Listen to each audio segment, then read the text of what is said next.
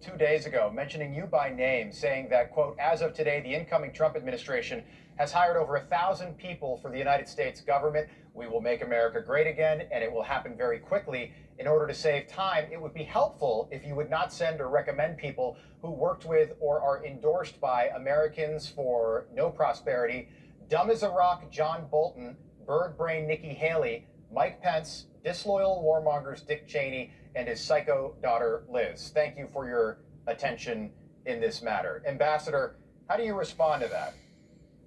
Well, I thought I was in pretty good company. I was sorry I didn't make the disloyal warmonger caucus, and sorry you didn't mention people like Mitt Romney and Paul Ryan, who were also on that list.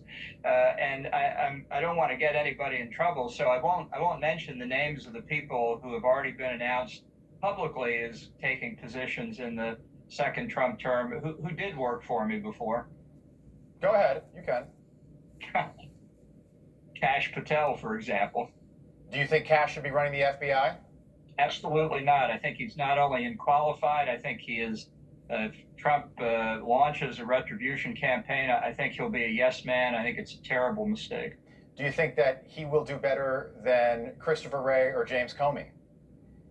Well, I don't consider the comparison to be one that you need to make. I think Patel is unqualified on his own. I think Comey did a bad job as FBI director. I think Chris Wray did a good job. But Patel alone, it's not a question, is he better than Jim Comey? That's not hard, but he doesn't even make that hurdle.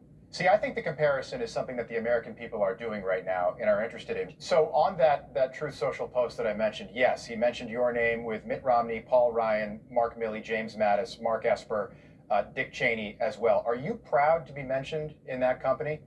I certainly am. Can you tell us why?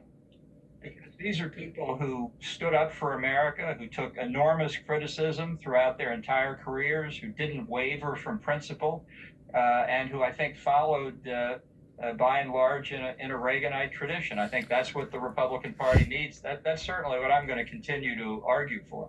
Let me play a soundbite. You were on The Daily Show not long ago, and you said that Ronald Reagan would be appalled by the current Republican Party. Let's listen.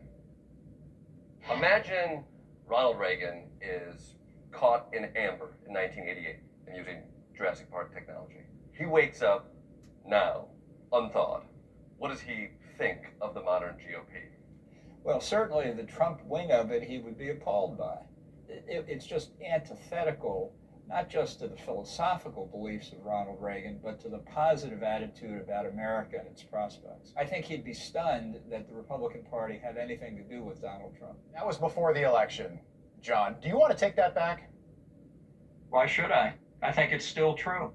I think we'll see on Monday what the inaugural address looks like. I know what a Ronald Reagan second-term address looked like. He did it in 1984 and tried to give a positive vision of the country. It is morning in America for me all the time.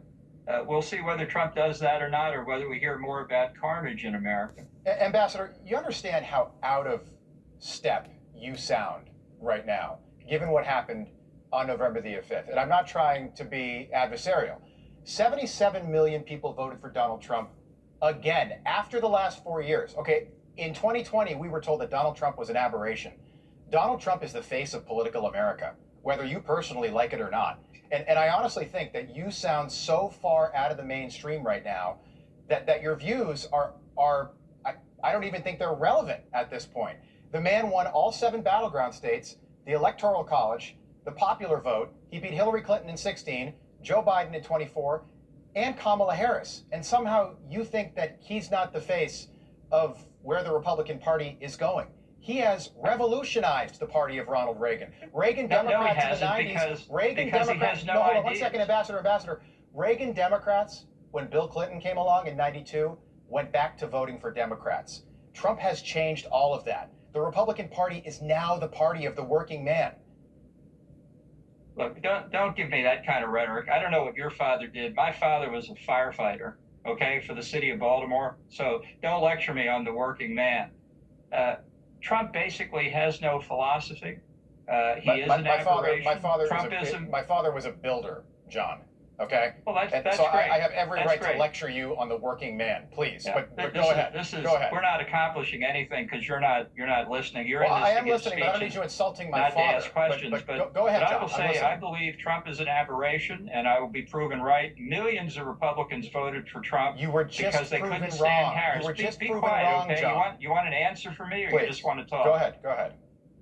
Millions of Republicans voted for Trump, gritting their teeth because they obviously didn't like Kamala Harris. But to have an effect on politics, ultimately, you have to have a philosophy.